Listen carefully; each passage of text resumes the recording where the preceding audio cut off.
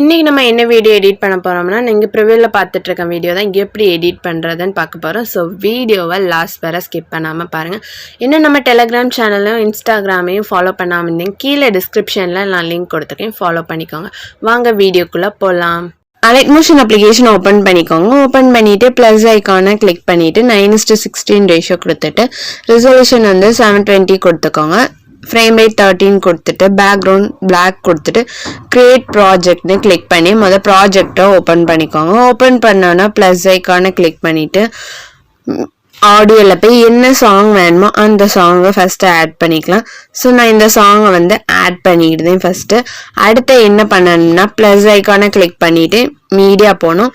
மீடியாவில் போய் பேக்ரவுண்டில் உங்களுக்கு என்ன இமேஜ் வேணுமோ அந்த இமேஜை ஃபஸ்ட்டு ஆட் பண்ணிக்கலாம்.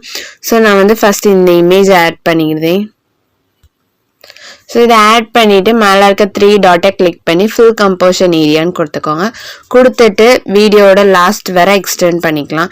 எக்ஸ்டெண்ட் பண்ணிவிட்டு எஃபெக்டில் போயிட்டு ஆட் எஃபெக்ட் போங்க. மேலே சர்ச்சில் காஷ் பிளர்னு டைப் பண்ணிக்கோங்க. காஷ் பிளர்னு டைப் பண்ணிவிட்டு ஸ்டாண்டர்ட் செட்டிங் கொடுத்துக்கோங்க. ஸ்டாண்டர்ட் செட்டிங் கொடுத்துட்டு அதுக்கப்புறம் பிளர் வந்து ஒரு 200 அந்த ரேஞ்சுக்கு வச்சுட்டு பேக் வந்துக்கோங்க.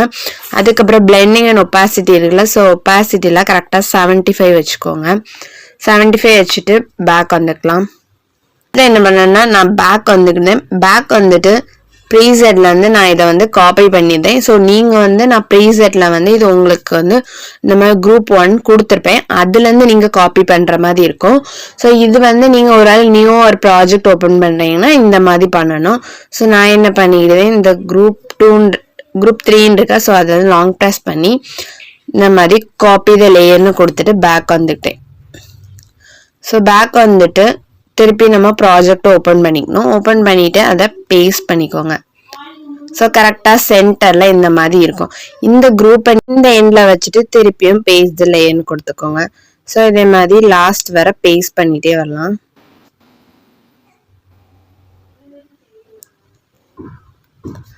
ஸோ இந்த மாதிரி ஒவ்வொரு குரூப்பையும் நீங்கள் எவ்வளோ சாங்ஸ் வருதோ அந்த சாங்ஸ்க்கு என்ன பண்ணுங்கள், பேஸ்ட் பண்ணிவிட்டு ரிமைனிங்கை கட் பண்ணிடலாம். ஸோ நான் இதை நார்மல் கட்லேயே பண்ணிக்கிறேன். அடுத்து என்ன பண்ணேன்னா குரூப் 3 இருக்கா, ஸோ இது குரூப் 1 இருக்கும் மேக்ஸிமம். ஸோ அதை என்ன பண்ணுங்கள், மேலே இருக்க 3 டாட்டை கிளிக் பண்ணிவிட்டு அன்குரூப்னு சேஞ்ச் பண்ணிக்கோங்க. ஸோ அன்குரூப் சேஞ்ச் பண்ணிங்கன்னா உங்களுக்கு 4 என்ன இருக்கும். ஸோ வந்து ஒரு ஹார்டின் இருக்கும், அதுக்கப்புறம் 3 இமேஜஸ் இருக்கும். ஸோ வந்து அடுத்து என்ன பண்ணால் குரூப் அண்ட் மாஸ்க் இருக்குல்ல, அதை செலக்ட் பண்ணிவிட்டு எடிட் குரூப்னு போங்க. ஸோ அதில் இமேஜில் போய் இமேஜை கிளிக் பண்ணிவிட்டு கலர் அண்ட் ஃபில் ஆப்ஷனில் போயிட்டு ஸோ உங்களுக்கு என்ன இமேஜ் வேணுமோ அந்த இமேஜை ஜஸ்ட் இந்த மாதிரி செலக்ட் பண்ணிவிட்டு நீங்கள் பேஸ்ட் பண்ணிக்கோங்க. ஸோ அதுக்கப்புறம் மூவ் அண்ட் டிரான்ஸ்ஃபார்ம் ஆப்ஷனில் போயிட்டு அட்ஜஸ்ட்மெண்ட் இருந்ததுன்னா அட்ஜஸ்ட்மெண்ட் பண்ணிக்கோங்க. ஸோ இதே மாதிரி கரெக்டாக குரூப் அண்ட் மாஸ்கில் போயிட்டு எல்லாத்துக்குமே அந்த 3 இமேஜ்லேயுமே சேம் இமேஜை இந்த மாதிரி செலக்ட் பண்ணி அட்ஜஸ்ட்மெண்ட்லாம் பண்ணிக்கோங்க. ஸோ கரெக்டாக நான் 3 இமேஜில் எடிட் குரூப்னு போயிட்டு கலர் அண்ட் ஃபில் ஆப்ஷனில் போயிட்டு இமேஜஸை சேஞ்ச் பண்ணிக்கிட்டேன். சேஞ்ச் பண்ணிவிட்டு பார்த்தீங்கன்னா உங்களுக்கு இந்த மாதிரி கிடச்சிரும்.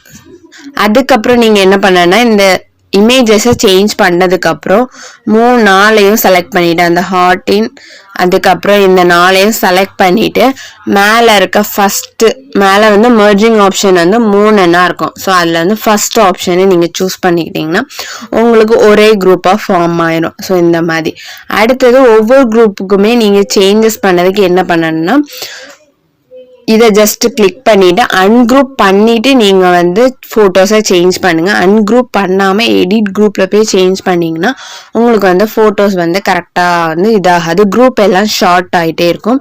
ஸோ நீங்கள் என்ன பண்ணால் அன்குரூப் பண்ணிவிட்டு இந்த மாதிரி திருப்பி எடிட் குரூப்பில் போயிட்டு ஃபோட்டோ மட்டும் சேஞ்ச் பண்ணுற மாதிரி பார்த்துக்கோங்க. ஸோ ஃபோட்டோஸ் எல்லாமே இந்த மாதிரி தான் நீங்கள் சேஞ்ச் பண்ணிவிட்டு லாஸ்ட்டு எல்லா ஃபோட்டோஸ்லாம் சேஞ்ச் பண்ணி முடிச்சதுக்கப்புறம் பழைய மாதிரி குரூப் எல்லாமே ஒவ்வொரு சிங்கிள் குரூப் ஆட்டு நீங்கள் சேஞ்ச் பண்ணி வச்சுக்கோங்க. அடுத்தது நம்ம லிரிக்ஸ் தான் பேஸ்ட் பண்ண போகிறோம். ஸோ என்ன பண்ணுங்கள், ஃபஸ்ட்டு ப்ளே பண்ணி பார்த்துட்டு லிரிக்ஸை வந்து இந்த மாதிரி புக் மார்க் பண்ணி வச்சுக்கோங்க. அப்போ அந்த லிரிக்ஸ்லாம் ஆட் பண்ணுறதுக்கு ஈஸியாகவே இருக்கும். ஸோ லாஸ்ட் வர நீங்கள் இந்த மாதிரி லிரிக்ஸை புக் மார்க் பண்ணி வச்சுட்டு ப்ளஸ் ஐக்கானை கிளிக் பண்ணிவிட்டு டெக்ஸ்ட்டுன்னு போங்க. ஸோ டெக்ஸ்ட்டில் போயிட்டு உங்களுக்கு என்ன லிரிக்ஸ் வேணுமோ அதை வந்து நீங்கள் க்ரோம்லேருந்து லிரிக்ஸை வந்து காப்பி பண்ணிக்கோங்க. ஸோ நான் ஜஸ்ட் வந்து காப்பி பண்ணிக்கிட்டேன்.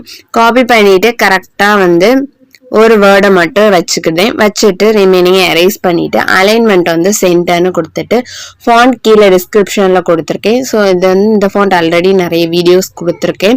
ஸோ அடுத்தது கலர் வந்து ஒயிட்டுன்னு சேஞ்ச் பண்ணிக்கோங்க. சேஞ்ச் பண்ணிவிட்டு டிக்குன்னு கொடுத்துட்டு பார்டர் அண்ட் ஷேடோவில் போயிட்டு ஷேடோவை எனேபிள் பண்ணி விட்டுக்கோங்க.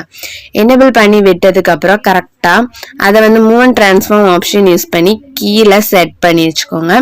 உங்களுக்கு எவ்வளோ பெருசாக வேணுமோ அந்த அளவுக்கு செட் பண்ணி இந்த மாதிரி move and transform option use பண்ணி எல்லாத்தையும் செட் பண்ணிக்கோங்க.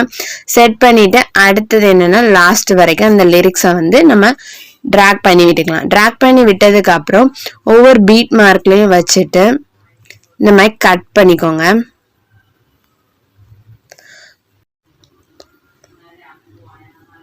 ஸோ கட் பண்ணிக்கோங்க. எல்லாத்தையும் கட் பண்ணிவிட்டு லாஸ்ட் வரை நீங்கள் மார்க் பண்ணி வச்சிங்கன்னா புக் மார்க் அதை வச்சு கட் பண்ணிவிட்டு ஸோ லிரிக்ஸை வந்து அடுத்தது ஒவ்வொரு லிரிக்ஸாக நம்ம சேஞ்ச் பண்ணிக்கலாம். சாங்க்கு ஏற்ற மாதிரி எடிட் லிரிக்ஸ் செலக்ட் பண்ணிவிட்டு எடிட் லிரிக்ஸில் போயிட்டு ஸோ எரேஸ் பண்ணிக்கலாம். எரேஸ் பண்ணிவிட்டு லிரிக்ஸ் பேஸ்ட் பண்ணிவிட்டு ஃபர்ஸ்ட் லெட்டரை கேபிட்டல் ஆக்கிட்டு ரிமைனிங்கை எரேஸ் பண்ணிக்கலாம்.